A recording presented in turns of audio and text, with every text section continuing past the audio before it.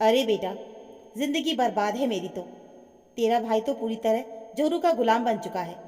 इस महारानी के आने के बाद तो मेरा घर ही बर्बाद हो गया। बेटा है कि कुछ सुनता ही नहीं।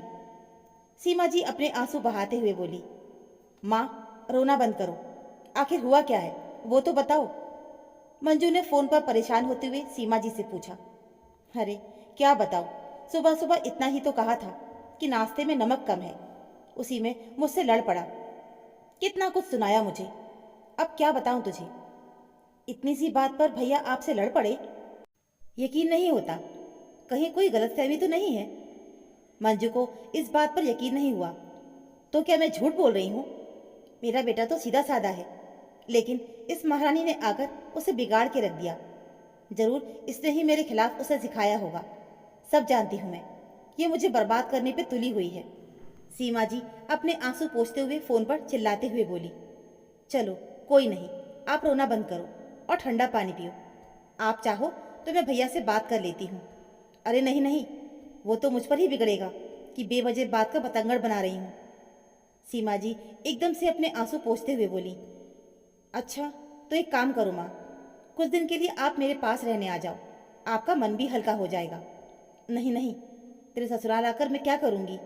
मैं तो यहीं अपने घर में ही ठीक हूँ। भैया से बात भी नहीं करनी है, मेरे ससुराल भी नहीं आना है। फिर करूँ तो क्या करूँ, आप ही बताओ मुझे। मंजू चिढ़ते हुए बोली, तुझे कुछ नहीं करना है, मैं तो बस तुझसे बात करके अपना मन हल्का कर रही थी।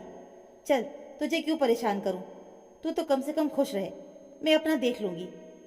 ऐसा कहकर सीमा जी ने मंजू के जवाब के बिना ही फोन रख दिया और चुपचाप टीवी चालू करके टीवी देखने बैठ गई, जैसे कुछ हुआ ही ना हो। ये सब बातें उनकी बहू निशा भी सुन रही थी, पर उसने कुछ नहीं कहा। इधर मंजू का मन नहीं लग रहा था। उसे यकीन ही नहीं हो रहा था कि उसका बड़ा भाई अमर इतनी सी बात पर उसकी माँ से लड़ सकता है।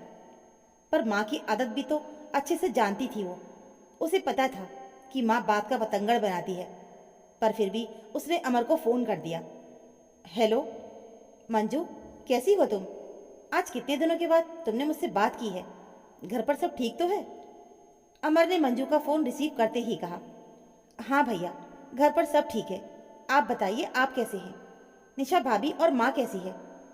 मंजू ने हर बात से अनजान बनते हुए कहा, घर पर सब ठीक है। तू कब आ रही है? बस भैया, इसी संडे को आ रही हूँ। चल ठीक है, फिर संडे को ही मिलते हैं, बैठकर खूब बातें करेंगे। कहकर अमर ने फ़ोन रख दिया। पर फिर भी मंजू के मन में हलचल मची हुई थी। भाई की बातों से तो ऐसा कुछ भी नहीं लग रहा था कि घर में कुछ गलत हुआ है। पर फिर सोचा कि चलो संडे को घर तो जा ही रही हूँ, तब भाई से बात करूँगी। संडे को मंजू अपने मायके पहुंची तो सभी लोग उससे मिलकर बड़े खुश हुए। निशा भाभी ने मंजू की खूब अच्छे से आवभगत की। जब चाय नाश्ता सब हो गया, तब मंजू कुछ देर अपने अमर भैया के पास आकर बैठ गई। उसे अपने पास आकर बैठे देखकर लैपटॉप पर काम करते हुए अमर ने लैपटॉप एक तरफ रखा और कहा, और मंजू, सुना क्या बात है? मुझे ऐसा क्यों लग रहा है कि तुम मुझसे कुछ बात करना चाह रही हो? हाँ भैया, मन में कुछ चल रहा है, सोचा आपसे बात कर लूँ तो थोड़ी तसल्ली मिलेगी। अच्छा, आजकल मुझसे बात करने के लिए तू इतना सोचने लगी है? कोई बात नहीं, पूछ, क्या पूछना है? अमर ने हंसते हुए कहा। भैया, घर में सब कुछ ठीक तो है ना? मंजू के सवाल पर अमर थोड़ा असहज होते हुए बोला, क्यों, माँ ने कुछ कहा तुझसे? ये सुनकर मंजू चुप हो गई। तब अमर ने अपना बोलना जारी रखा, देख मंजू, तुझे माँ की आदत अच्छे से पता है। वो छोटी सी बात का जब तक बतंगड़ नहीं बना देती तब तक उनको चैन नहीं पड़ता। अभी 2 दिन पहले की ही बात है, माँ ने खाने में नमक कम होने के कारण थाली उठाकर फेंक दी थी और मैंने सिर्फ इतना ही कहा कि माँ, ये क्या हरकत है। उसमें वो निशा के ऊपर चिढ़ गई कि वो मुझे सिखाती रहती है। क्या मैं अंधा और बहरा हूँ? मुझे दिख नहीं रहा कि माँ क्या गलती कर रही है? मैं कोई छोटा बच्चा हूँ जो दूसरों के सिखाने में आ जाऊँगा?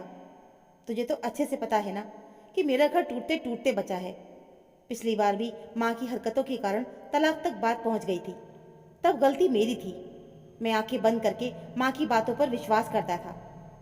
मैंने कभी निशा को समझना ही नहीं चाहा। फिर भी उसने मेरे साथ 2 साल बिता दिए, ये सोचकर कि मैं कभी न कभी तो उसको समझूंगा। लेकिन तब तक ये बात समझ में आई, तब तक हमने अपने अजन्मे बच्चे को ही खो दिया। अगर उस दिन मैं माँ की बातों में ना आया होता, ना मैंने निशा को मारा होता, तो आज हमारा बच्चा घर में खेल रहा होता। कहते कहते अमर की आंखों में आंसू आ गए। निशा ने बहुत बर्दाश्त किया है। मैं वो वक्त नहीं ला सकता, मैं अपने बच्चे को नहीं ला सकता, पर अब कम से कम सही और गलत का फैसला तो कर सकता हूँ। और जहाँ माँ गलत है, मैं बोलूँगा। अब चाहे उन्हें ये लगे कि बहू ने मुझे सिखाया है या किसी और ने, मुझे कोई फर्क नहीं पड़ता। भाई, आप गलत नहीं हो और मैं आपके साथ हूँ। माँ नहीं समझती तो मत समझने दो।